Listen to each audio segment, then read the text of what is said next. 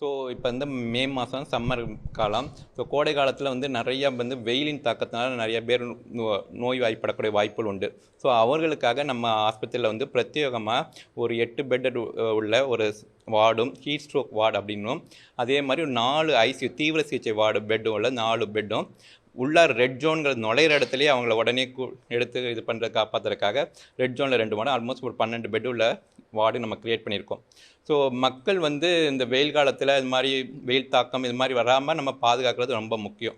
So யார் தொழிலாளர்கள்லாம் நாளைக்கு மே தினம் நம்ம கீழே வேலை பார்க்குறாங்கன்னா, வெயிலில் வேலை பார்க்குறாங்க, அந்த மாதிரி இருந்துச்சுன்னா விவசாயிகள் வேலை பார்க்குறாங்க, அவங்களாம் காலையிலேயே வேலையை மாற்றிக்கணும், சாயங்காலம் வேலையை மாற்றிக்கணும், நம்ம அந்த டைமிங்கை மாற்றிக்கணும். நம்மளே ஒரு வேலை இருக்குது அப்படின்னா காலையில் பண்ணுங்க 11 to 3 11 to 3 விட்ட வந்து வெயிலோட தாக்கம் உச்சமாக இருக்கும்.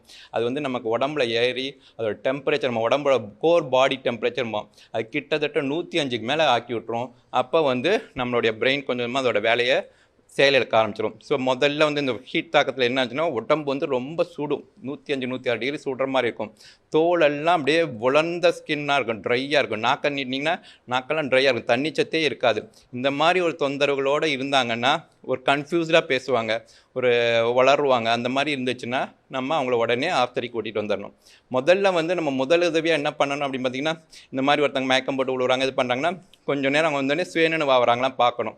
சரி, முதல்ல வந்து வெயில் தாக்கத்துலேருந்து கொஞ்சம் நிழலில் கொண்டு போயிடணும். ஒரு குளிர்ந்த நீர் இருந்துச்சுன்னா கழுத்து கீழே உடம்புக்கு ஃபுல்லாக நல்லா தொடச்சிடணும். ஐஸ் கட்டி இருந்துச்சுன்னா அக்குள், இடுப்புக்கிட்ட, முதுக்கிட்ட இது இடத்துலலாம் வச்சு அந்த எப்படியாச்சும் அந்த டெம்பரேச்சர் குறைச்சி விட்டோம்னா அவர்களை நல்லா உயிர் காப்பாற்ற முடியும். அவர்கள் சுயநினைவாக இருந்தாங்கன்னா நம்ம குளிர்ந்த பானங்கள் கொடுக்கலாம். குளிர்ந்த பானங்கள் அப்படின்னா என்ன சொன்னால், வெறும் தண்ணி கொடுக்கக்கூடாது, இந்த கார்பனேட்டட் ட்ரிங்க்ஸ்லாம் கொடுக்கக்கூடாது. சர்க்கரை உப்பு கலந்த தண்ணி, ஒரு லெமன் ஜூஸ் இருந்துச்சுன்னா கொடுக்கலாம், லெமன் சர்க்கரை உப்பு கலந்த ஜூஸ் மாதிரி கொடுக்கலாம், இளநீர் கொடுக்கலாம், மோர் கொடுக்கலாம், லஸ்ஸி கொடுக்கலாம். இந்த மாதிரிலாம் கொடுத்தோம்னா அவங்களுக்கு கொஞ்சம் இதாக இருக்கும். சில்லுன்னு குறைஞ்சினா அந்த டெம்பரேச்சர் நல்லா குறையக்கூடிய வாய்ப்பு உண்டு. சுயநினைவு இல்லை, இது மாதிரி இல்லை, ஃபிட் அடிக்குது அப்படின்னா உடனே நம்ம அரசாங்க ஆஸ்பத்திரி கூட்டிகிட்டு வந்துடணும்.